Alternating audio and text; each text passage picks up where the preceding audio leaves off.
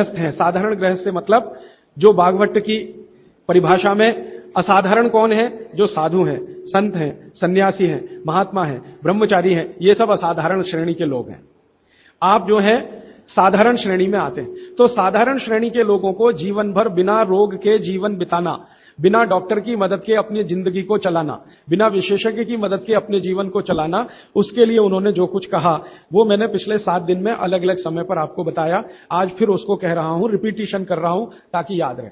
तो सबसे पहला मुख्य नियम है आप जैसे लोगों के लिए, वो वही है, खाना खाने के बाद कभी भी पानी ना पिएं। ये सबसे जरूरी, सबसे आवश्यक नियम। खाना खाने के बाद कभी भी पानी तुरंत ना पिएं, 1.5 घंटे के बाद पानी पिएं। एक्सप्लेनेशन में पहले दे चुका हूं, अगर आप चाहें तो फिर समझा देता हूं।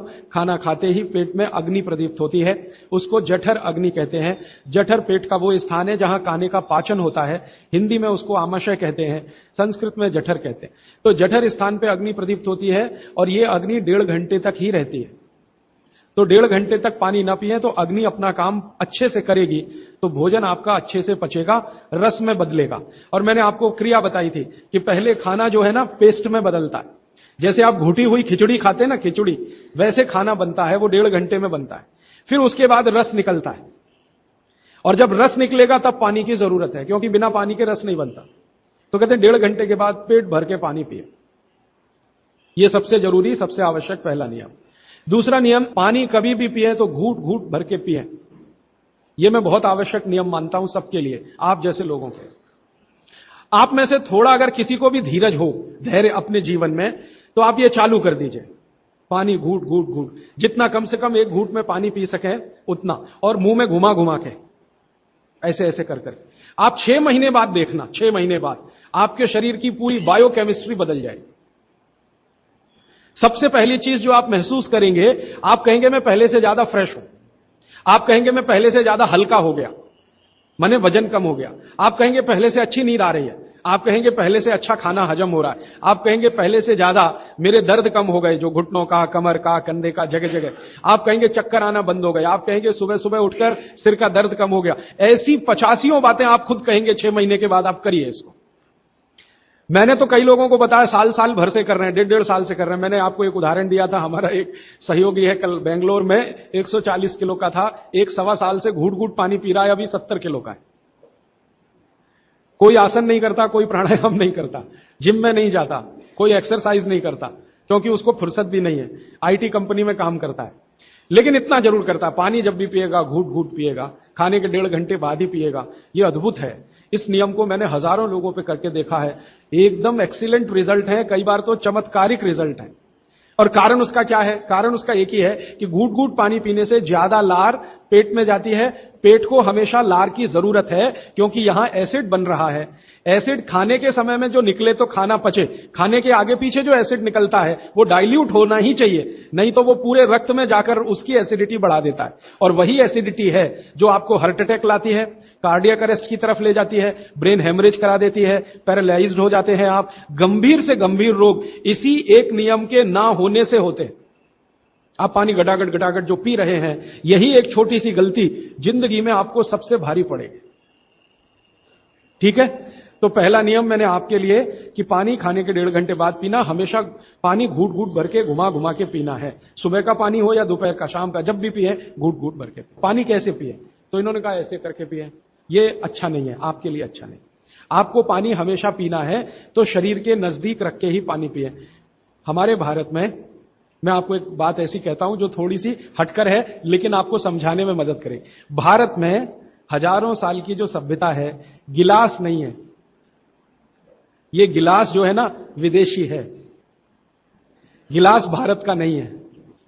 ये गिलास जो है ना यूरोप से आया, और यूरोप में पुर्तगाल से आया। ये पुर्तगाली जब हमारे देश में घुस गए, तब से गिलास में हम फंस गए।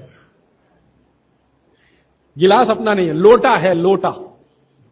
लोटा और गिलास का अंतर आप, लोटा है और लोटा कभी भी एक रेखीय नहीं होता, वो ऐसे ऐसे ऐसे ऐसे होता है। तो भागवत जी कहते हैं कि जो बर्तन एक रेखीय हैं उनका त्याज्य करें, वो है नहीं अच्छे, काम के नहीं है। तो गिलास का पानी पीना अच्छा नहीं माना जाता। तो लोटे का पानी पीना अच्छा माना जाता है। अब आप बोलेंगे जी क्या फर्क है? फर्क सीधा सा है, पानी के बारे में मैं बता चुका हूं। पानी को जहां धारण किया जाए वैसे गुण उसमें आते हैं। पानी अपने गुण कुछ नहीं है, जहां दे दो वही गुण हो जाते हैं। दही में मिला दो तो छाछ में बन गया, वो दही का गुण ले लेगा, पानी खत्म हो गया। दूध में मिलाया तो दूध का गुण। तो लोटे में पानी जो रखा तो पात्र का गुण आएगा, लोटे का। अब लोटे का गुण क्या? लोटा गोल है ना, गोल है ना। और आप थोड़ा गणित अगर समझते हैं और विज्ञान समझते हैं तो हर गोल चीज का सरफेस टेंशन कम रहता है। हर गोल चीज का सरफेस टेंशन कम रहता है क्योंकि सरफेस एरिया कम होता है। हर गोल चीज का चूंकि सरफेस एरिया कम है इसलिए सरफेस टेंशन कम है। इसको हिंदी में पृष्ठ तनाव कहते हैं। हर गोल चीज का सरफेस एरिया कम है तो सरफेस टेंशन कम है, और सरफेस टेंशन कम है तो जो पानी उसमें है उसका भी सरफेस टेंशन कम है। तो कम सरफेस टेंशन का पानी ही आपके लिए सबसे ज्यादा उपयोगी है। अगर सरफेस टेंशन बढ़ा हुआ पानी आप पिएंगे तो बहुत तकलीफ करने वाला है। सरफेस टेंशन बढ़ी हुई कोई भी चीज आप खाएंगे तो तकलीफ करने वाली है, क्योंकि उसमें शरीर को तकलीफ देने वाला एक्स्ट्रा प्रेशर आता है। तो गिलास का पानी और लोटे के पानी में जमीन आसमान का अंतर। इसी तरह से कुएं का पानी, कुआं गोल है ना, सबसे अच्छा। ये सारे साधु संत कुएं का ही पानी पीते हैं, आप जानते हैं। ना मिले तो बिहार कर जाते हैं, जहां कुआं मिलेगा वहां पिएंगे। देखा ना आपने साधु संत, वो कुएं का पानी उनके लिए सर्वश्रेष्ठ है, क्योंकि कुआं गोल है, कुएं की सरकमफरेंस कम है और सरफेस एरिया कम है, इसलिए सरफेस टेंशन कम है। और सरफेस टेंशन कम होने से क्या होता है, पानी का एक गुण बहुत लंबे समय तक जीवित रहे। पानी का सबसे बड़ा गुण है सफाई करना। अब आपके लिए वो गुण कैसे काम में आ रहा है वो जरा देखिए। आपकी बड़ी आंत है और छोटी आंत है, आप जानते हैं कि उसमें मेम्ब्रेन है, कचरा उसी में जाके फंसता है, तो इसको निकाल निकाल के बाहर लाना पड़ता है। ये तभी संभव है जब सरफेस टेंशन कम वाला पानी आप पी रहे हैं। तो अगर सरफेस टेंशन बढ़ा हुआ पानी है तो ये कचरा बाहर नहीं निकालेगा। मैं इसको एक दूसरे तरह से समझाता हूं, कॉम्प्लिकेशन है लेकिन सरल समझा रहा हूं। आप एक एक्सपेरिमेंट करिए, आज घर जाइए और दूध लेके चेहरे पे लगाइए थोड़ी देर, और 5 मिनट बाद रुई से पूछिए तो रुई काली हो गई है ना। कैसे? अंदर का कचरा और गंदगी बाहर आया। कैसे बाहर आया? वो दूध ने बाहर लाया। अब दूध कैसे बाहर लाता है? दूध का सरफेस टेंशन सभी वस्तुओं में सबसे कम है। तो जैसे दूध आपने अप्लाई किया, दूध ने इस त्वचा के सरफेस टेंशन को कम कर दिया, क्योंकि जो वस्तु का जो गुण है दूसरे पर लगाओ तो वैसा ही आएगा। तो यहां दूध ने सरफेस टेंशन कम किया तो त्वचा थोड़ी सी खुल गई, और त्वचा खुली तो अंदर का कचरा बाहर निकल गया। यही क्रिया पानी करता है पेट में। यही सेम, आपने पेट में पानी डाला, बड़ी आंत और छोटी आंत का सरफेस टेंशन इसने कम कर दिया, तो बड़ी आंत और छोटी आंत थोड़ी खुल गई, और खुली तो सारा कचरा उसमें से बाहर आ गया। और हाई सरफेस टेंशन का पानी पिए, ज्यादा सरफेस टेंशन का, तो आंतें सिकुड़ेंगी, क्योंकि तनाव बढ़ेगा। तनाव बढ़ते समय चीज सिकुड़ती है, तनाव कम होते समय चीज खुलती है। तनाव बढ़ेगा तो सारा कचरा आंतों में अंदर बंद हो जाएगा। अब यही आपको मूलव्याध, बवासीर, भगंदर सब करेगा। इसलिए सरफेस टेंशन कम वाला ही पानी पीना, लोटे का पानी सबसे अच्छा माना जाता है। गोल कोई भी वस्तु आपके घर में है उसमें रखा हुआ पानी पीना सबसे अच्छा माना जाता है। तो गोल कुएं का पानी है तो बहुत अच्छा है। गोल तालाब का पानी हो, तालाब भी गोल होते हैं ना, तो गोल तालाब का पानी बहुत अच्छा, गोल कुएं का पानी बहुत अच्छा। तालाब से छोटी एक पोखर होती है, पोखर, अगर पोखर गोल है तो उसका पानी बहुत अच्छा। नदी के पानी की तुलना में हमेशा कुएं का पानी अच्छा, क्योंकि नदी में गोल कुछ भी नहीं है, वो लंबी है, तो वहां का पानी हमेशा हाई सरफेस टेंशन वाला है। और नदी से ज्यादा खराब समुद्र का, और सबसे अच्छा पानी लोटे का। लोटे जैसी कोई भी गोल चीज है तो अच्छा। अब आप इसको प्रकृति में भी महसूस करेंगे, बारिश का पानी गोल होकर ही नीचे आता है, माने बूंदें सब गोल हैं, क्योंकि उनका सरफेस टेंशन हमेशा कम है। तो ये विश्लेषण लंबा चला जाएगा, लेकिन मैंने यहां जो आपको याद दिला दिया वो ये कि पानी पी रहे हैं तो गिलास में ना, ज्यादा अच्छा है लोटे में पिएं। तो लोटे वापस लाएं घर में, लोटे ही निकल गए, अब गिलास घुस गए, और लोटे निकले ना तो लाखों कारीगरों की जिंदगी खत्म हो गई जो लोटे बनाते थे। खत्म हो गए कि नहीं? कसेरे खत्म हो गए। गांव गांव में कसेरा शब्द समझते हैं? वो ठोक पीट के लोटा बनाने वाले आदमी को कसेरा कहते हैं। वो पीतल के लोटे बनाते थे, कांसे के लोटे बनाते थे, सब मर गए बेचारे हमारे गिलास के चक्कर में। तो भागवत जी को अगर मानना है तो लोटा लाएं, गिलास थोड़े कम करें, पानी लोटे का बहुत अच्छा। आगे बढ़ें। पानी कभी भी खड़े होकर ना पिए, ये मैंने पहले बता दिया है, फिर रिपीट कर रहा हूं, हमेशा बैठ के पिए। फिर उसके आगे का एक सूत्र है कि ठंडा पानी कभी ना पिए। और इस ठंडे पानी का ये यहां पर भी एक विश्लेषण में नया दे दूं आपको कि हर ठंडे पानी का सरफेस टेंशन बढ़ा हुआ होता है। हर ठंडे पानी का सरफेस टेंशन बढ़ा हुआ होता है और हर गुनगुने पानी का सरफेस टेंशन कम होता है, और कम सरफेस टेंशन का ही पानी आपको पीना है, इसलिए ठंडा पानी ना पिए। एक विश्लेषण में पहले दे चुका हूं कि पानी जैसे ही आप ठंडा पिएंगे उसका गुण है कि वो हर चीज को ठंडा करे। तो पेट को ठंडा करने की वो कोशिश करेगा। पेट ठंडा हुआ तो सारे ऑर्गन्स ठंडे हो सकते हैं और आप मर सकते हैं। तो पानी को पेट गर्म करेगा, फिर आप ये जान लीजिए, और पेट पानी को गर्म करेगा तो अतिरिक्त ऊर्जा लगेगी उसको, और वो ब्लड में से ही आएगी, तो सारा ब्लड पेट की तरफ दौड़ेगा। और बार बार आप ठंडा पानी पी रहे हैं दिन में 8-10 बार, तो हर बार ब्लड को पेट में भागना ही पड़ेगा। तो ब्रेन को ब्लड कम होगा, हार्ट को ब्लड कम होगा, ऑर्गन्स को ब्लड कम होगा, तो वो कमजोरी आने ही वाली है और हार्ट अटैक आ सकता है, ब्रेन हेमरेज हो सकता है। क्योंकि कोई भी ऑर्गन को ब्लड कभी भी कम नहीं पड़ना चाहिए, तभी आप दुरुस्त रहने वाले। इसलिए ठंडा पानी गलती से भी ना पिए। तो हमेशा कैसा पानी पिए? गुनगुना पिए। एक समय के लिए भागवत जी ने कहा है कि जब बहुत तेज गर्मी पड़ती हो, आपके यहां तो पड़ती है, मार्च, अप्रैल, मई, जून, तो वो कहते हैं कि मिट्टी के घड़े का पानी पिए। मिट्टी के घड़े के पानी को गुनगुना करने की जरूरत उतनी नहीं है, क्योंकि मिट्टी से ज्यादा शुद्ध पानी को करने वाली दूसरी कोई वस्तु दुनिया में नहीं। तो ये, अब थोड़ा आगे चलें, वो ये कि खाना जब भी खाएं, आपके लिए नियम है, स्टैंडिंग पोजीशन, माने खड़े होकर कभी ना खाएं, हमेशा बैठ के खाएं। बैठने की स्थिति ये सबसे अच्छी है। कुर्सी पे भी अगर मजबूरी में बैठ रहे हैं तो इसी स्थिति में बैठ के खाना, नहीं तो जमीन पे तो बहुत ही अच्छा है। फिर उसके बाद एक नियम जो आपको जरूर पालन करना चाहिए, बहुत आवश्यक है आपके लिए, कि दो विरोधी वस्तुएं साथ में कभी ना खाएं। आप जैन हैं तो आपको तो सब अच्छे से समझता, भक्ष और अभक्ष का ज्ञान सभी साधु महाराज देते हैं, साध्वी जी देते हैं। दूसरे लोगों के लिए कह दूं, दूध और दही साथ में नहीं खा सकते, विपरीत हैं। हालांकि दूध से ही दही बनता है, लेकिन दूध और दही की प्रकृति एकदम अलग है। दूध कुछ और काम करता है, दही बिल्कुल अलग काम। तो दूध दही साथ में ना खाएं। दूध और दही की बनाई हुई कोई भी वस्तु साथ में ना खाएं। खीर खा रहे हैं तो दूध की है, तो कढ़ी नहीं खा सकते। कढ़ी खा रहे हैं तो दही की है, तो खीर नहीं खा सकते। कुछ भी ऐसी वस्तु जिसमें दूध और दही उपयोग है, वो साथ में नहीं। एक इसी तरह से शहद और घी आपके लिए बिल्कुल वर्जित है, आप बिल्कुल साथ में ना खाएं। शहद अलग खाएं, घी अलग खाएं। शहद ना खाएं तो भी चलेगा, गुड़ खाएं। अच्छा, ये बड़ी विचित्र स्थिति है, गुड़ और घी साथ में जरूर खाएं, शहद घी साथ में ना खाएं। गुड़ को बेहतर तरीके से अगर खाना चाहते, गुड़ तो वैसे ही सबसे बेहतरीन चीज है दुनिया की, लेकिन और बेहतर बनाना चाहते हैं तो उसमें जरूर घी मिला के खाएं। तो गुड़ घी चलता है, शहद घी नहीं कभी भी। इसी तरह का एक नियम है कि जैक फ्रूट माने फणस, कटहल दूध के साथ सबसे खतरनाक है। और मैंने कहा खट्टे फल जितने भी हैं, संतरा है, मौसमी है, वगैरह वगैरह, ये दूध के साथ बिल्कुल नहीं चल सकते।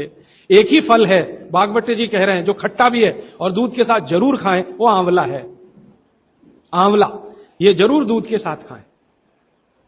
इसके आगे का एक नियम है, वो द्विदल वाला एक नियम तो बता ही दिया, द्विदल और दही ना खाएं। और मजबूरी है कोई खाने की तो दही को गर्म करें, माने बघारें, तासीर उसकी गर्म करें, फिर आप खाएं, नहीं तो नहीं खाएं तो अच्छा है। द्विदल खा रहे हैं तो 1-1.5 घंटे बाद दही खाएं। छाछ अगर खा रहे हैं द्विदल के साथ तो 1-8 घंटे के बाद पी लें। और अगर पीनी ही है तुरंत, प्यास नहीं रुक रही है, तो छाछ को बघारें, माने उसमें अजवाइन हो, थोड़ा जीरा हो, हींग हो, उसका छोंक लगाएं तो उसकी तासीर बदलती है, तो आप ले सकते हैं। और इसके आगे का एक नियम कि सुबह का खाना 9:30-10 बजे तक, क्योंकि उस समय जठर अग्नि सबसे ज्यादा तीव्र है, और शाम का खाना 5-6 बजे तक। ये मैंने आपके हिसाब से कैलकुलेशन किया। भागवत जी ने कहा इसमें जलवायु का, मौसम का ध्यान रखना है, तो आपके हिसाब से, माने आप चेन्नई में हैं तो 9, 9:30, 10 बजे तक भरपेट खाना खाएं, शाम को 5-6 बजे तक भरपेट खाएं। बीच में अगर आप कहते हैं जी भूख लगी तो कुछ फल खा लें, नहीं तो अच्छी चीज भागवत जी ने जो कही है, सुबह का खाना जो 9-10 बजे खाएं, शाम का 5-6 बजे, उनको बीच में भूख लग रही है तो कहते हैं चना और गुड़ खाएं, शेंगदाना और गुड़, माने मूंगफली और गुड़ खाएं, माने उस समय आप चिक्की खाएं, क्योंकि गुड़ और चना, गुड़ और मूंगफली उसमें है। दोपहर को अगर भूख लग रही है, चिक्की आप चाहें तो अच्छी भी खा सकते हैं, माने ज्यादा भी खा सकते हैं। बस एक ही तकलीफ ध्यान में रखें कि जब चिक्की और गुड़ ज्यादा हो जाए तो थोड़ी सोंठ चाट लें या थोड़ी सोंठ खा लें, तो उसका जो तासीर है वो तुरंत बदल जाता है। नहीं तो ज्यादा चिक्की खा ली तो नाक में से खून आ सकता है। तो नाक से खून ना आए, थोड़ी सोंठ या अदरक सौंठ इस्तेमाल करते हैं तो सौंठ, नहीं तो अदरक उसके साथ ले। फिर आगे बागभट्ट जी कहते हैं कि आपके भोजन का आपके जो वातावरण से बहुत रिश्ता है। आप जिस वातावरण में रह रहे हैं उसका ध्यान हमेशा रखें। अब मान लीजिए आप मद्रास में रह रहे हैं, तो मद्रास के आसपास का जो वातावरण है ये गर्म है। गर्म वातावरण में गेहूं नहीं हो सकता। गेहूं को होने के लिए ठंड चाहिए। तो निश्चित रूप से चेन्नई के आसपास किसी खेत में गेहूं अच्छा होगा नहीं। कोशिश करेंगे तो तब अच्छा होगा जब ठंड बढ़ जाए, क्योंकि गेहूं ठंड की फसल है, गर्मी की नहीं। गर्मी की फसल जो है वो चावल है, धान है, चावल है, बाजरा बहुत गर्मी की फसल है। ये राजस्थान में रहने वाले सब लोग जानते हैं कितनी गर्मी है राजस्थान में, और वहीं बाजरा सबसे अच्छा होता है। कच्छ में, सौराष्ट्र में कितनी गर्मी है, बाजरा सबसे अच्छा वहीं होता है। तो गर्मी की जो फसलें हैं वो धान है, बाजरा है, और जौ है, जवारी है। जवारी आप समझते, ज्वार, ज्वार। तो ये सब आपके लिए अच्छे हैं। यहां चेन्नई में आप रहते हैं ना, ज्वार की रोटी खाएं, बाजरे की रोटी खाएं, गेहूं की कम ना खाएं तो भी चलेगा। जो यहां हो रहा है वो ज्यादा खाएं। अब आप बोलेंगे गर्मी में भी बाजरे की रोटी खाएं, ना खाएं, क्योंकि बाजरा वैसे तो गर्म है, लेकिन गर्मी में भी खाना है। मान लो आपको स्वाद है, छूट नहीं रहा है, जगह छूट गई है, स्वाद नहीं छूटता। मन हमारा अभी भी राजस्थान में है, या कच्छ में है, या सौराष्ट्र में। कुछ मजबूरी है कि हम यहां रह रहे हैं। अगर ये मजबूरी खत्म हो जाए तो आप सब भागेंगे यहां से। मजबूरी कैसी, कच्छ में, सौराष्ट्र में इतना ही पैसा आ जाए तो आप सब चले जाएंगे, क्योंकि मन जो है ना छूटता नहीं है, स्थान से लगा रहता है। स्वाद मन के साथ जुड़ा हुआ। तो स्वाद के लिए ही अगर बाजरा खाना चाहते हैं तो बिना गुड़ के ना खाएं। यहां पर चेन्नई में गुड़ और घी के साथ बाजरे की रोटी आप खा सकते हैं, गुड़ और घी के साथ जवारी की रोटी आप खा सकते हैं। ज्यादा आप खाएं तो चावल आपके लिए, धान जो यहां होता है वो सबसे अच्छा है। तो तासीर ध्यान रखें, आबो हवा का ध्यान रखें, वातावरण का ध्यान रखें, हर बनाते समय भोजन में और खाते समय भोजन।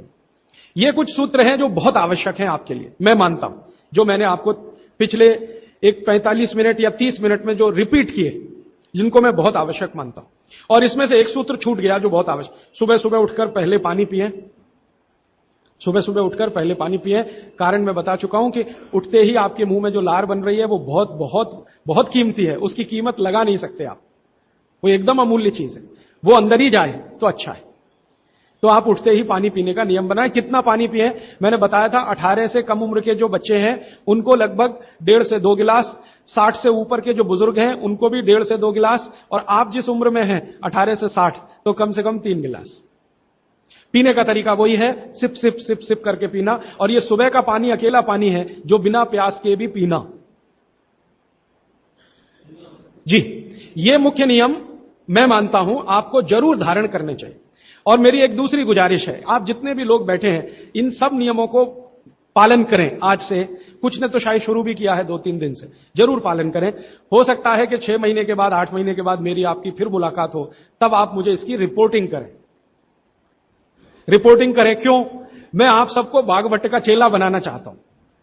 मैं ये चाहता हूं, मैं विनम्रतापूर्वक कह रहा हूं, मैं ये चाहता हूं कि जो ज्ञान मैंने 6 साल में लिया, ये साल भर में आपके पास पूरा पहुंच जाए। क्यों? आप तो इसको अपने जीवन में पालन करके स्वस्थ रह ही सकते हैं, अपने परिवार को भी रख सकते हैं और पड़ोसियों को भी रख सकते हैं। और भागवत ने कहा है कि जो अपने दुखों को दूर कर ले और दूसरों के दुखों को दूर करने का काम करे वही मोक्ष का भागी है, माने भागीदार हो सकता है। तो मैं चाहता हूं आप सब मेरे साथ मोक्ष में चलें, वहां भी हम यही करेंगे तो आप अच्छे हो जाएंगे, देश भी अच्छा हो जाएगा। ये कहकर मैं अब प्रश्नों की तरफ चल रहा हूं। प्रश्न मेरे पास भरपूर आ चुके हैं। मैं कोशिश ये करूंगा कि जो प्रश्न एक बार उत्तर आ गया उसको दोबारा नहीं दूंगा। हो सकता है किसी व्यक्ति ने वो प्रश्न रिपीट किया। ज्यादातर प्रश्न जो है वो रोगों से संबंधित हैं, इस रोग में क्या करें, उस रोग में क्या करें।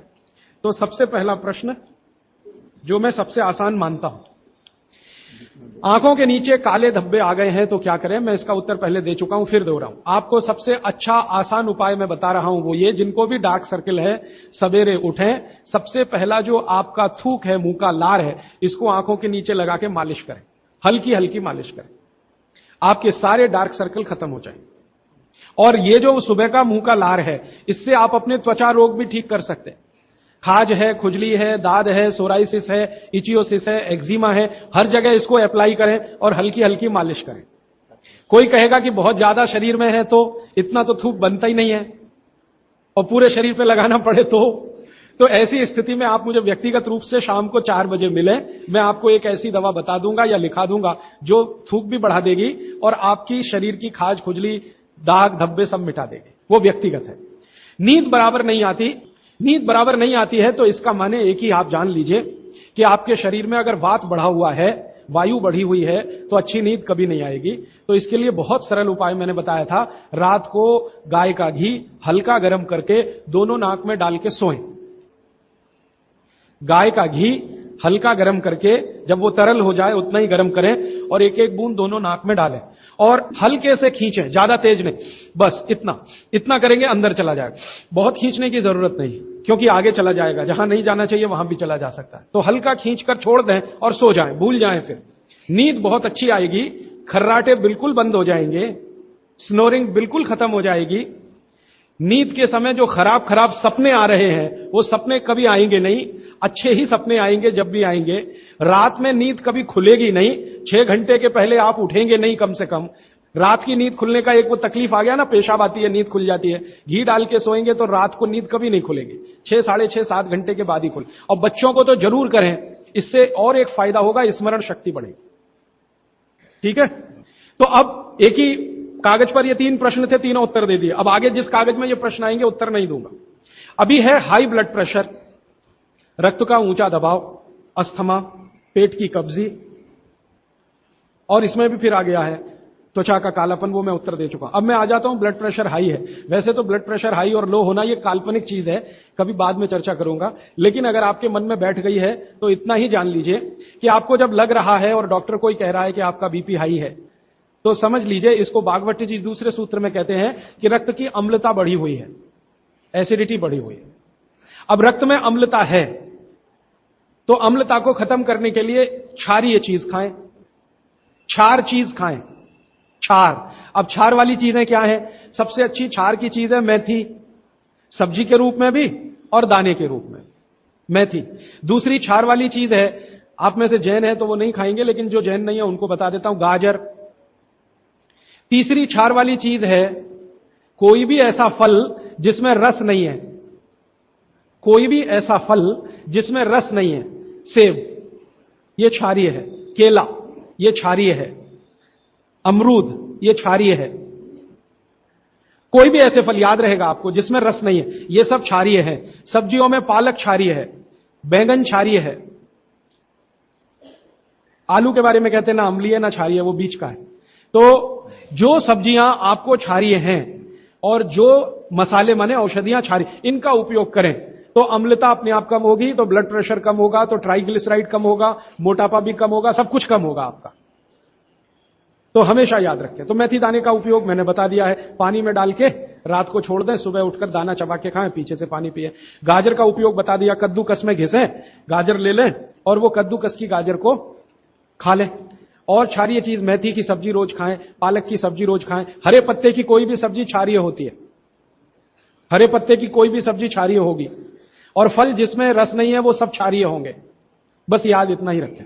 तो आप अगर उपयोग करेंगे तो हाई ब्लड प्रेशर तो जाएगा ही, उसके साथ ब्लड कोलेस्ट्रॉल कम रहेगा, ट्राइग्लिसराइड कम रहेगा, मोटापा कम होगा, पेट आपका कम होगा, और उसके अंत में हार्ट अटैक आएगा नहीं। ब्लॉकेज भी है तो निकल जा। और एक क्षारीय चीज मैं भूल गया बताना, लौकी, दूधी। सब्जियों में सबसे ज्यादा क्षारीय कोई चीज है तो दूधी, माने लौकी ज्यादा खाएं, दूधी ज्यादा खाएं, और उसका रस भी पिए, कच्ची दूधी का तो और अच्छा है। जितने भी हाई बीपी के मरीज हैं उनके। अस्थमा भी जो एक बीमारी है ना, वो वायु के प्रकोप की बीमारी है। तो अस्थमा ज्यादा है तो इसके लिए जो मैं बहुत बार बोल चुका हूं, फिर बोल रहा हूं, दालचीनी ये क्षारीय है, दालचीनी का उपयोग करें शहद के साथ। शहद क्षारीय है तो दालचीनी, शहद। शहद नहीं ले सकते तो गुड़। ये जो नारियल होता है ना, नारियल, मैंने आपको थोड़ी देर पहले एक बात कही है और मुझे याद आ गई, तो मैंने आपसे कहा जो भी फल में रस नहीं है वो क्षारीय है और जो भी फल में रस है वो अम्लीय है। लेकिन ये नारियल अद्भुत फल है जो क्षारीय है रस होते हुए भी, तो ये क्षारीय है। अब ये क्यों है, ये बाद का विषय। तो आप अगर अस्थमा से शिकार हैं, दमा के शिकार हैं, तो नियमित रूप से नारियल खाइए, हरा नारियल खाइए, कच्चा नारियल जिसको कहा जाता है, चबा चबा के खाइए। कितना खाएं जी? एक दिन में 50 ग्राम तक खा सकते हैं चबा चबा। तो दालचीनी और गुड़ लिया और नारियल चबा के खाया, 3 महीने के बाद आपका अस्थमा जड़ से खत्म होगा। वो 40 साल पुराना हो तो भी। इसके बाद हां, बाकी तो आंखों की। मुंह में छाले बहुत रहते हैं। ये मुंह में छाले बहुत रहते हैं, इसका माने पेट आपका साफ नहीं है, बड़ी आंत आपकी कचरे से भरी हुई है। तो मुंह में छाले रहते हैं तो सुबह सुबह का जो मैंने नियम बताया ना, पानी उठते ही पिए, घूट घूट पिए, तो छाले अपने आप खत्म। जैसे ही बड़ी आंत साफ हो जाएगी, छाले कभी नहीं आएंगे। और अगर आपको यह करने के बाद भी छाले में आराम नहीं मिल रहा है, तो आपको एक सरल आसान दवा बता देता हूं, जो होम्योपैथी की दुकान में मिलती है, जो बड़ी आंत को सबसे जल्दी से साफ कर देती है। उस दवा का नाम है बोरेक्स। सुहागा, सुहागा आप सब जानते हैं ना, सुहागा आंत को साफ करने वाली सबसे तीव्र दवा है, तीव्र। इसी का डाइल्यूशन करके होम्योपैथी में बनाया बोरेक्स। तो ले लें, किसी भी होम्योपैथी की दुकान से खरीद लें, 30 पोटेंसी में या 200 पोटेंसी में। इसके 3 ही खुराक लेंगे तो जीवन भर के लिए छाले की बीमारी आपकी आएगी नहीं, क्योंकि यह तुरंत बड़ी आंत को साफ करता है। पानी करेगा, धीरे धीरे करेगा। बोरेक्स तो एक ही दिन में काम करता है, लेकिन भागवती जी कहते हैं ये एक ही दिन का चक्कर छोड़ना चाहिए, तुरंत हर चीज का रिजल्ट मिल जाए। वो कहते हैं जीवन में कोई भी चीज फास्ट है ही नहीं, हर चीज स्लो है। तो कोशिश करिए पानी से ठीक करें, और अगर आप बहुत परेशान हैं तभी बोरेक्स का इस्तेमाल करें। और यह दवा हमेशा पानी में डाल के लें, 1 बूंद डाल दें पानी में, और उस पानी के 3 हिस्से करके उसको पी लें। 1 कप पानी हो, आधा कप पानी हो, चौथाई कप पानी हो। अभी आगे का एक प्रश्न। अच्छा, गाय के मूत्र के बारे में मैंने आपसे कहा था, तो उस पर प्रश्न आए हैं 4-5। गोमूत्र सही गाय का है या उसको कोई बीमारी है? किस तरह की प्रॉब्लम हो सकती है? अगर गोमूत्र सही नहीं है तो उस हाल में क्या करना चाहिए? मैं आपको विनम्रतापूर्वक एक एक्सपेरिमेंट जो हमने किया वो बता देता हूं। गाय को हमने 6 साल जहर खिलाया। एक गाय पर यह एक्सपेरिमेंट हमने किया। 6 साल जहर खिलाया, सबसे खराब जहर खिलाया। उसका नाम है संखिया, अंग्रेजी में कहते हैं आर्सेनिक। तो हमने गाय को दिया, चारे में मिलाकर दिया, बहुत मामूली मात्रा में, क्योंकि हम जानते हैं ज्यादा देंगे तो गाय मर जाएगी। हमें यह देखना था कि ये थोड़ा थोड़ा जहर देते हैं तो उस पर असर क्या आता है। तो 6 साल जिस गाय पर हमने ये प्रयोग किया, वो गाय अभी भी जीवित है, अभी भी जीवित है और स्वस्थ है, तंदुरुस्त है। हमने हर बार उसको संखिया दिया और हर दिन उसके मूत्र में टेस्ट किया, आया कि नहीं आया, क्योंकि ऐसे कहते हैं ना, खाओ तो सब कुछ आने ही वाला है मूत्र में और ब्लड में। तो 6 साल लगातार उसको संखिया खिलाने के बाद भी उसके मूत्र में 1.0000 में चले जाएं, उतना भी संख्या कभी नहीं आया। अद्भुत है ये। अब मुझे पुरानी बातें इसमें जोड़नी है। बहुत लोग कहते हैं ना, गाय के गले में शंकर भगवान का निवास है। वो शायद शंकर जी ने पी लिया। शंकर जी तो मशहूर है ना, खराब से खराब जहर पीने के लिए। तो शायद गले में शंकर जी हैं गाय के, तो वहीं रुका। और सच में हमने ये देखा, इसमें मैं एक्सेजरेशन नहीं कर रहा हूं, आप चाहें तो वो गाय कभी भी आके देख सकते हैं। हमने उसके गले के आसपास महसूस किया 6 साल में एक ब्लू कलर का रिंग बन गया है, ब्लू कलर का। और वहां से ब्लड निकाला, उसको टेस्ट किया तो उसमें पूरा संखिया है, माने आर्सेनिक है। गले के नीचे वो गया ही नहीं, गले में ही रुक गया। शंकर भगवान ने शायद रोक लिया। तो आप बेखटके गाय का मूत्र पी लीजिए। आपके दिल में ऐसा लग रहा है वो कचरा खा रही है, आप चिंता मत करिए, ये कचरा जाएगा नहीं उसके मूत्र तक। भगवान ने उसके शरीर में ऐसी व्यवस्था करके रखी हुई है। लेकिन अच्छा ये होगा आपके दिल और मन की तसल्ली के लिए कि गाय अच्छा चारा खाती हो, साफ सुथरे वातावरण में रहती हो और नियमित घूमने के लिए जाती हो, उसका मूत्र जरूर पिएं, वो सबसे ज्यादा लाभकारी तो है। लेकिन कुछ मजबूरी आ गई, मजबूरी से मतलब मैं समझाना चाहता हूं। आप एक ऐसी जगह रहते हैं जहां गाय कचरा ही खाती है और आपको ऐसी कोई गाय मिल ही नहीं रही है जो शुद्ध चारा खाती हो और बराबर घूमने जाती हो, और आप किसी बीमारी से तड़प रहे हैं, परेशान हैं, और वो बीमारी में आपको गोमूत्र चाहिए ही, तो बिना संकोच के ले लें। उसका हानि तो नहीं करेगा, कुछ फायदा ही कर जाए। गोमूत्र के बारे में अब तक की जो रिसर्चेज है वो ये है कि इसके साइड इफेक्ट है नहीं। शरीर पता है क्या करता है, आपने मूत्र ज्यादा भी पी लिया तो ये शरीर 20 मिनट के बाद उसको पेशाब के साथ अपने आप ही निकाल देता है, रहने ही नहीं देता उसको। तो थोड़ा ज्यादा पी लिया या खराब पी लिया, वो निकल ही जाएगा, जो काम का है उतना ही रह जाएगा। अब गाय का ऐसा बना भगवान ने बनाया है, इसलिए भागवत जी कहते हैं कि ये विशेष तरह का एक जानवर या प्राणी है जो भगवान ने बहुत सोच समझ के बनाया। तो गाय के बारे में इतना। अच्छा, अर्थराइटिस के लिए किसी ने पूछा है। अर्थराइटिस के अब जितने भी प्रश्न आएंगे उनका एक ही साथ ही उत्तर है कि अर्थराइटिस की समस्या अगर बहुत गंभीर है और डॉक्टर आपको कोई ये कह रहा है कि जी ऑपरेशन करा लो, तो हाथ जोड़कर कहता हूं ऑपरेशन तो कभी मत कराना, क्योंकि आप जिस स्थिति में है उससे भी ज्यादा खराब हो जाएगी। इस हिंदुस्तान के भूतपूर्व प्रधानमंत्री श्री अटल बिहारी वाजपेयी ने दुनिया के सबसे बड़े डॉक्टर से ऑपरेशन कराया था, नहीं कराया? स्पेशल चार्टर्ड प्लेन भेजकर अमेरिका से उस डॉक्टर को बुलाया, डॉक्टर राणावत, और उसने दुनिया के सबसे अच्छे घुटने कप्स लाकर अटल जी को फिट किए हैं। अटल जी को देख लीजिए आप, पहले तो थोड़ा चल लेते थे, अब तो चलना ही बंद हो गया, सिर्फ व्हील चेयर पर ही रहते हैं, और वो खुद कहते हैं कि मैं पहले से ज्यादा तकलीफ में हूं। तो आप मत करिए। फिर आप बोलेंगे जी क्या करें, डॉक्टर बोलता है ऑपरेशन मत कराइए। आप क्या करें, अर्थराइटिस के लिए जो सबसे अच्छे कॉम्बिनेशन भागवत जी के हैं उनका उपयोग करिए। उसके लिए सबसे अच्छा वो बोलते हैं चूना खाइए, चूना क्षारीय है, अम्लता को कम करता है, ज्यादा अम्लता बढ़े तो अर्थराइटिस होता है, तो चूना खाइए। खाने का तरीका मैंने बता दिया, दही में, छाछ में, पानी में, जूस में, और एक दिन में अर्थराइटिस के पेशेंट 2 ग्राम खा सकते हैं, स्वस्थ आदमी तो 1 ही ग्राम खाए। चूना खाइए। मेथी दाना लीजिए, क्षारीय है। और सबसे क्षारीय चीज जो है वो है हार सिंगार का पेड़। हार सिंगार देखा है? परिजात हार सिंगार, छोटा सफेद रंग का एक फूल आता है और केसरिया डंडी होती है। सफेद फूल और केसरिया डंडी, बहुत तेज खुशबू है, रात को ही खिलता है। रात रानी भी कुछ लोग कहते हैं, हार सिंगार कहते हैं। ये पेड़ के जो पत्ते हैं वो ब्रह्मांड में सबसे ज्यादा क्षारीय माने जाते हैं, जो भी औषधियां। तो इसके पत्ते कहीं भी मिल जाएं, 4-5 पत्ते पीसिए, पीसकर पानी में डालिए, खूब उबालिए। पानी इतना उबालिए कि थोड़ा कम हो जाए, आधा रह जाए, फिर ठंडा कर लीजिए। फिर वही पानी चाय की तरह से चुस्कियां ले लेकर सवेरे खाली पेट पीजिए। मैंने ये देखा है, गंभीर से गंभीर अर्थराइटिस पेशेंट को हफ्ते 10 दिन में ही रिलीफ कर देता है। तो ये कहीं भी मिल जाए। नहीं मिले तो हार सिंगार का पौधा गुड़वांचरी में है, तो आप थोड़े पौधे बंटवा दीजिए, सब अपने घर में लगा लें, गमले में हो जाता है आसान। और कुछ खाली स्पेस है तो जरूर, क्यों, ये हर घर में रहे पेड़। कारण क्या है कि आज अर्थराइटिस ही सबसे ज्यादा तकलीफ दे रहा है लोगों को। सुगंधी तो आएगी, नींद अच्छी देगा। जहां आपका बेडरूम है उसके पीछे जरूर लगा लीजिए, और उसका पत्ता आपको अर्थराइटिस से मुक्ति देगा। और दोनों तरह की अर्थराइटिस, रूमेटिड और ऑस्टियो, दोनों ही खत्म होती है इस हार सिंगार के पत्ते से। आइसक्रीम कब खा सकते हैं? कभी भी नहीं, कभी भी नहीं।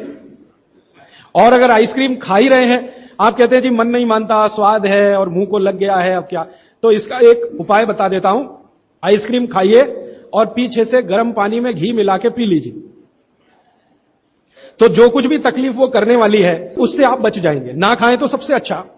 दालचीनी सौंठ का काढ़ा ये लोग जरूर पिए, जिनको अस्थमा है, जिनको अर्थराइटिस है, माने वायु के रोग हैं, वो दालचीनी का काढ़ा जरूर पिए, गुड़ मिला के। मूंगफली और तिल जरूर खाएं। भगवान की दी हुई तिल दुनिया की सबसे अद्भुत वस्तु है।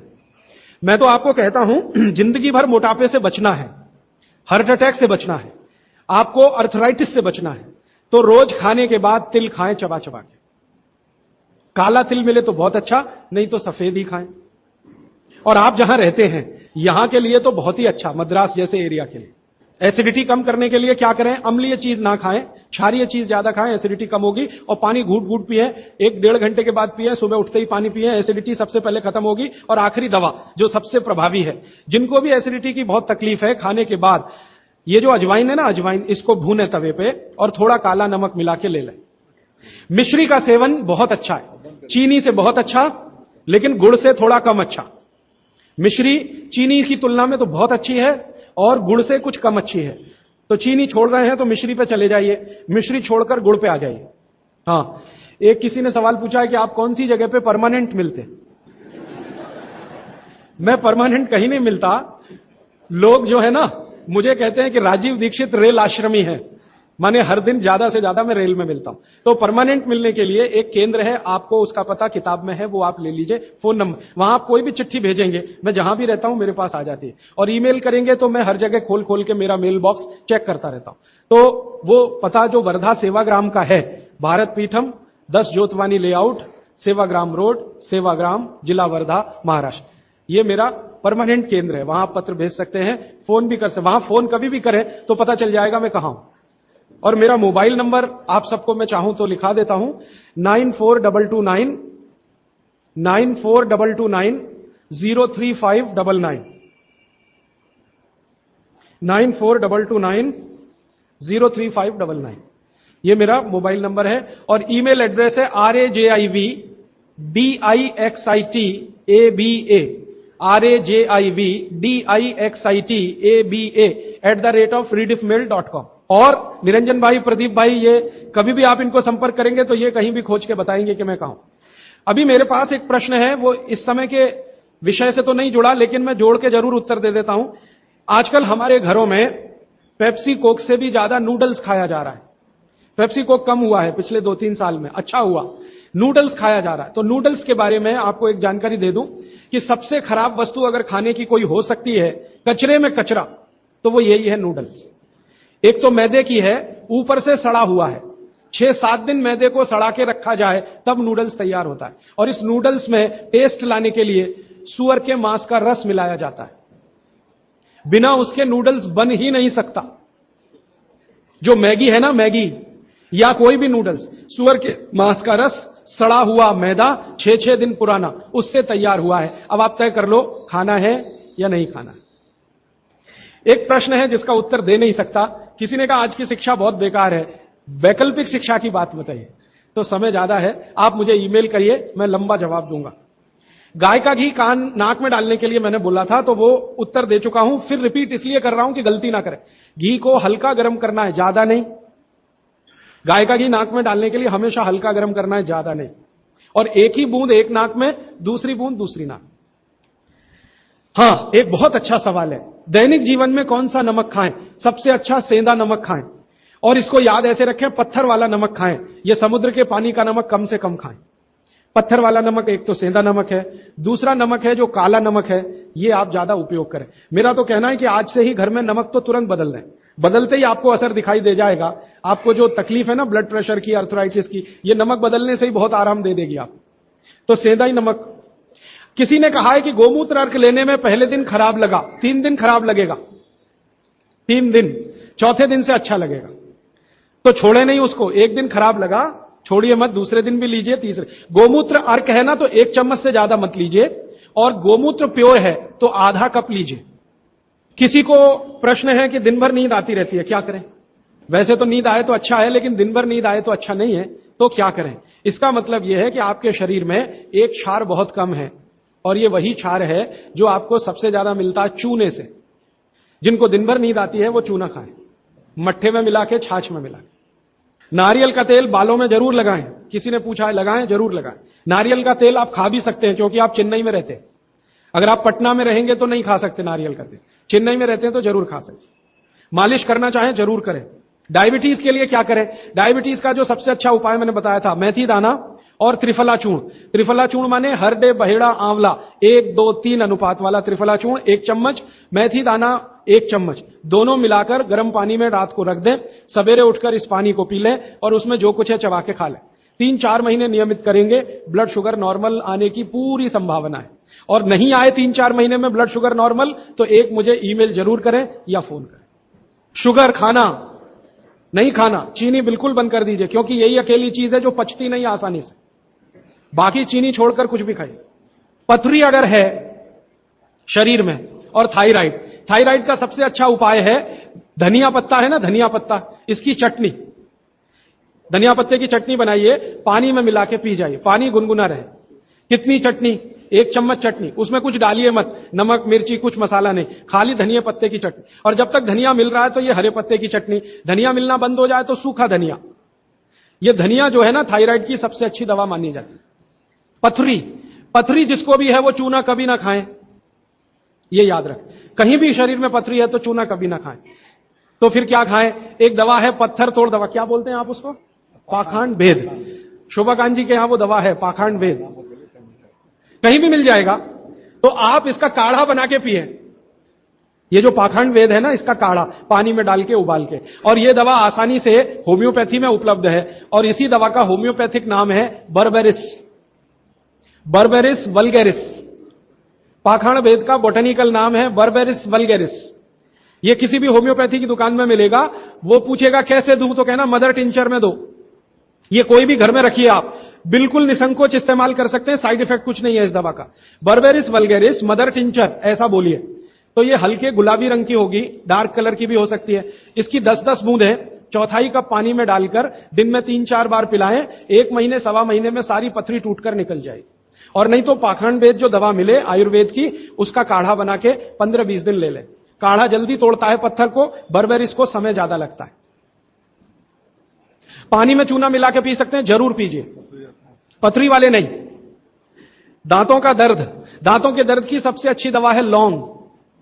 लौंग इस्तेमाल करिए, लौंग का तेल इस्तेमाल करिए। और दांतों में दर्द हो ही नहीं तो थोड़ा थोड़ा चूना खाते रहिए। और दांतों में दर्द हो ही नहीं तो दातुन करते रहिए, दंत मंजन करते रहिए, पेस्ट बंद कर दीजिए। हां, अभी एक जरूरी प्रश्न आया, शराब और गुटखा छोड़ने के लिए क्या करें? जरूर आप इसको ध्यान से नोट कर लीजिए, ये बहुत लोगों के काम। शराब, गुटखा, तंबाकू, सिगरेट और बीड़ी, ये 5 बुराइयां व्यसन के रूप में हमारे घरों में आई हैं और देश का सर्वनाश किया है। इनके बचने के लिए बहुत अच्छा है, संकल्प शक्ति से बचें तो अच्छा है। भागवत जी कहते हैं किसी भी व्यसन से बाहर आना हो तो संकल्प शक्ति के साथ आइए तो अच्छा। नहीं है संकल्प शक्ति तो दवा का उपयोग करिए। तो क्या दवाएं हैं आपके पास? सबसे अच्छी दवा है शुद्ध गाय का मूत्र, अर्क नहीं, शुद्ध गाय का मूत्र। दूसरी दवा आपके घर में है अदरक या सौंठ।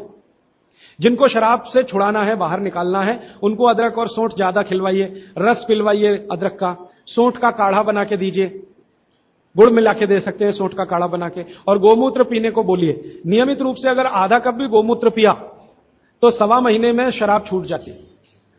शराब जो पीते हैं, बीड़ी सिगरेट जो पीते हैं, उनके शरीर में एक केमिकल बढ़ जाता है, उसका नाम है सल्फर। और सल्फर को कम करने के लिए सल्फर ही चाहिए।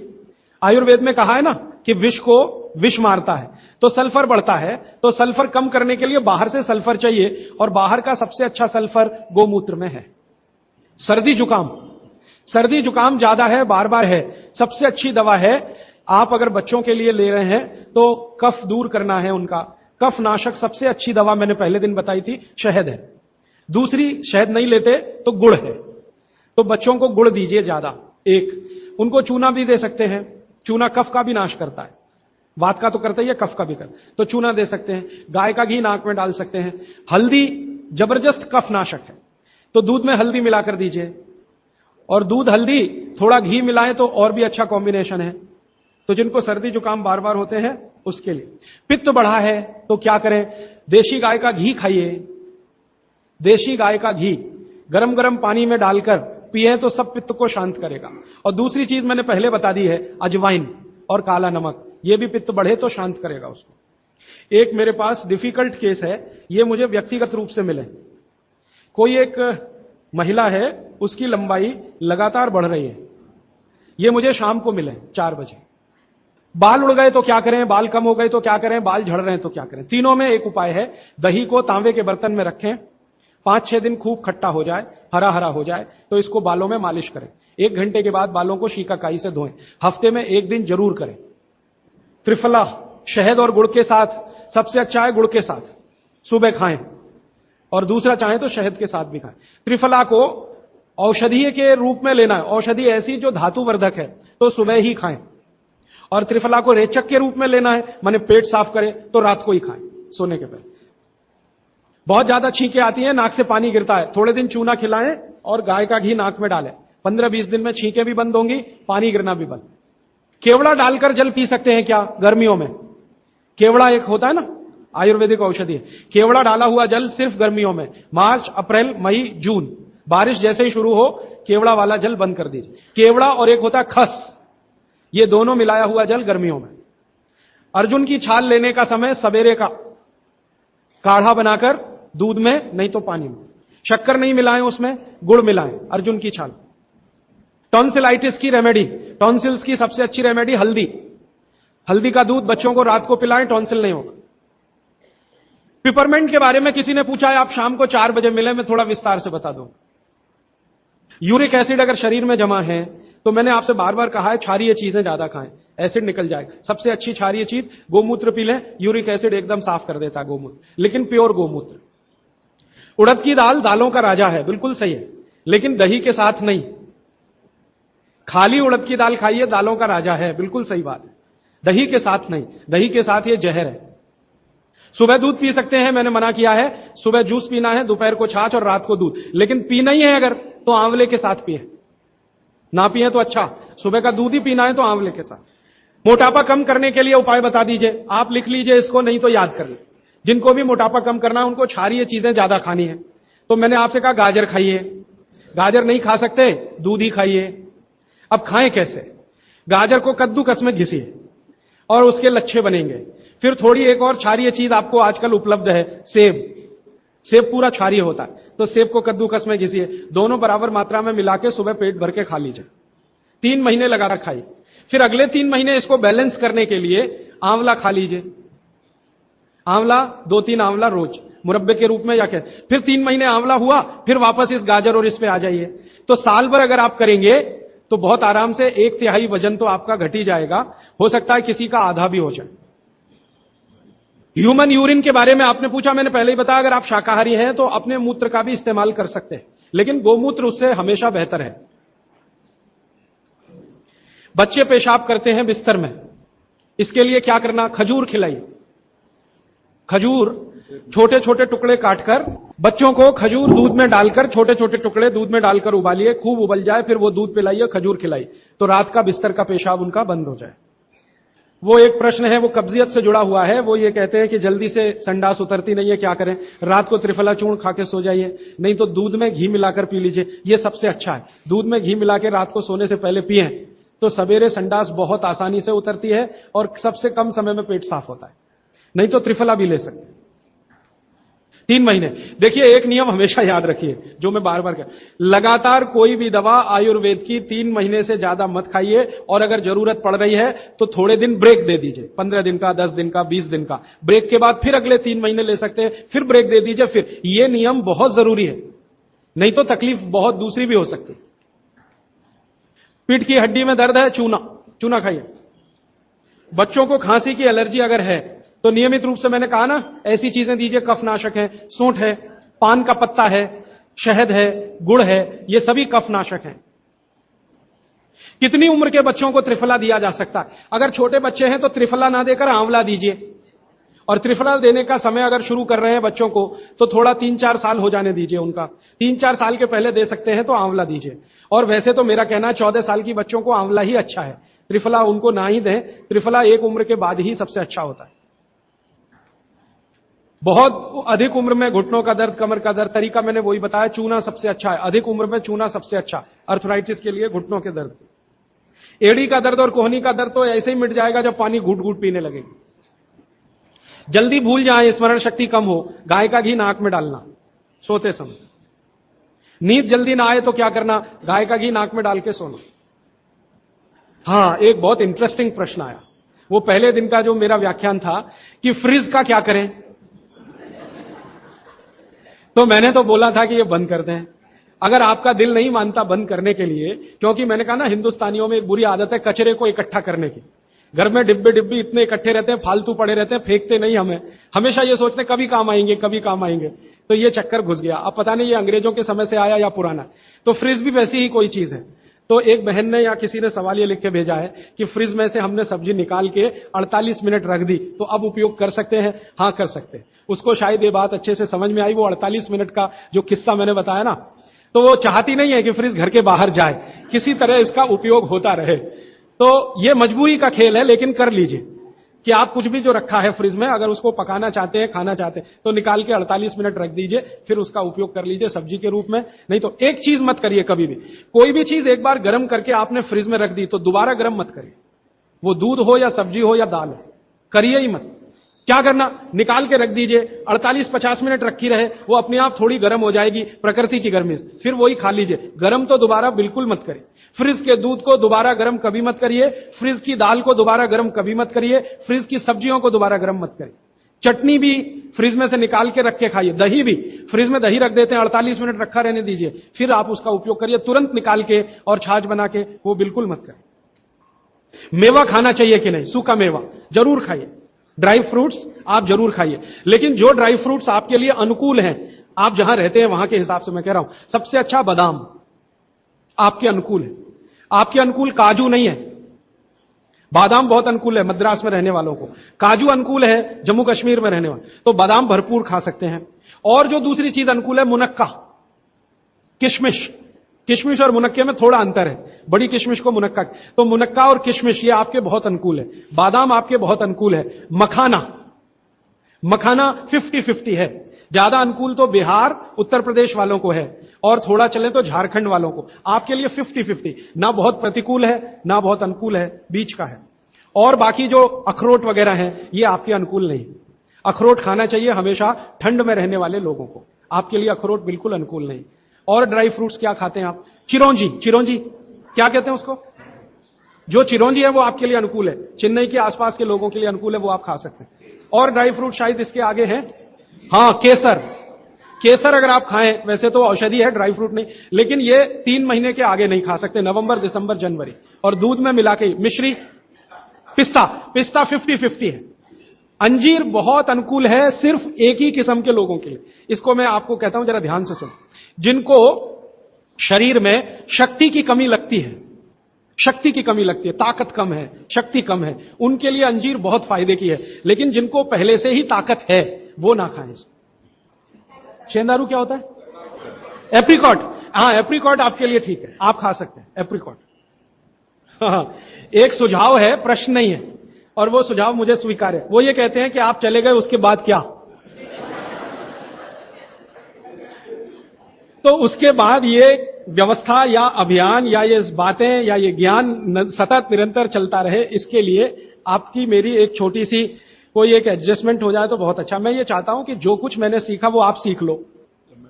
हां, और बाबूजी बोलेंगे वैसे, मेरा ऐसा कहना है जो मैंने सीखा वो आप सीख लो, उतना ही सीख लो जितना मेरे पास है, फिर आप उससे आगे भी सीख सकते हैं और ये दूसरों को सिखाते जाएं। तो नियमित रूप से कोई ऐसी व्यवस्था अगर आप सब मिलकर करें, मुझे स्वीकार है।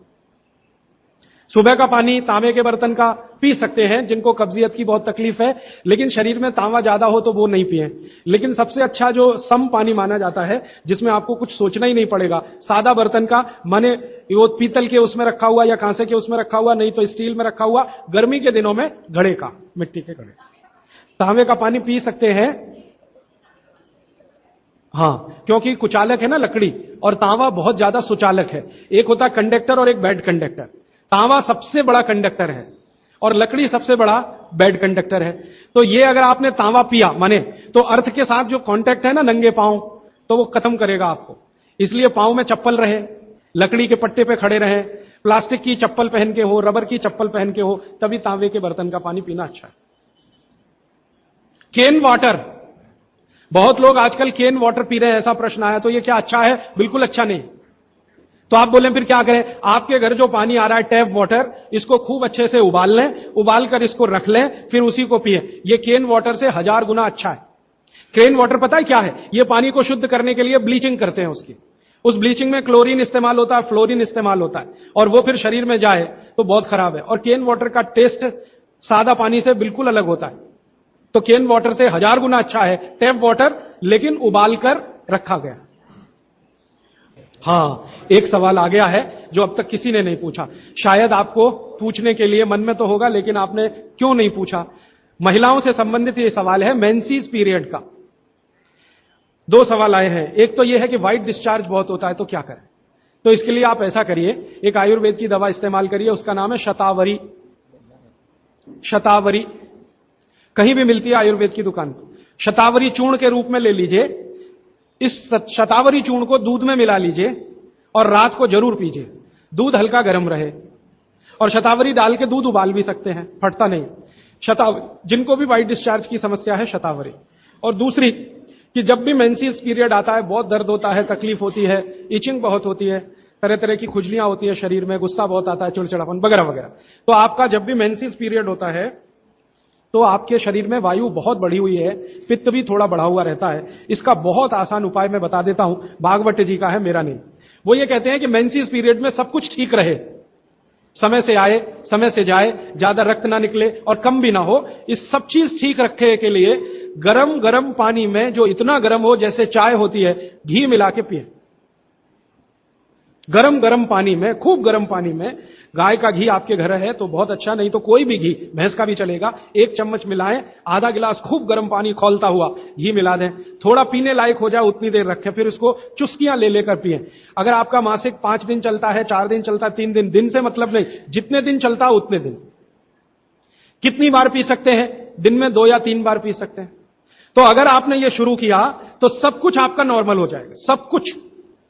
मेनोरेजिया है तो ठीक होगा, मेट्रोरेजिया तो ठीक होगा, सब ठीक हो जाएगा। मैं ज्यादा नहीं कहना चाहता, आप सब समझदार हैं। हर चीज आपकी दुरुस्त और तंदुरुस्त रहेगी। डिस्चार्ज व्हाइट है तो शतावरी लेना है, और पानी में घी मिला के किसी भी दूसरी प्रॉब्लम के लिए, मेंसेस पीरियड, ये घी पानी मेंसेस पीरियड में ही पिए, इसको ध्यान से सुने। मेवा से वेट बढ़ता है, काजू को छोड़कर किसी भी मेवा से वेट नहीं बढ़ता। काजू ही है जो वजन बढ़ाता है, बाकी कोई भी सूखा मेवा वजन नहीं बढ़ाता। मुंह से बदबू आती है तो समझ लो पेट साफ नहीं है, तो रात को त्रिफला खा के सो, नहीं तो दूध और घी मिला के पियो, सुबह उठते ही पानी पी लो, मुंह की बदबू बंद। हाथ पैर सुन्न हो जाते हैं, मतलब चूना खाते रहिए। हां, अब ये एक सवाल ऐसा है कि चूने से जीभ फट जाती है, तो आप चूना अगर सीधे जीभ पे खाएंगे तो फटेगी, पानी में डालकर खाएंगे कभी जीभ नहीं फटेगी, दही में डालकर खाएंगे नहीं फटेगी, मट्ठे में पिएंगे तो नहीं फटेगी, जीभ पर चाटेंगे चूना तो जरूर जीभ फटेगी। अब किसी ने एक सवाल पूछा, हनी के केमिकल कंपोनेंट्स बताइए। वो किताब में पूरा है, आप पढ़ लीजिए। टीबी पेशेंट है, ट्यूबरकुलोसिस, तो आप जरूर उनको गोमूत्र पिलाइए। अगर खाली गोमूत्र, शुद्ध गोमूत्र, अर्क नहीं, खाली गोमूत्र आपने पिला दिया तो 3 से 4 महीने में टीबी जड़ से ठीक होती है। दही में, या तो छाछ में, या तो पानी में, नहीं तो पान में। चूना ये पान में जो खाते हैं वो ही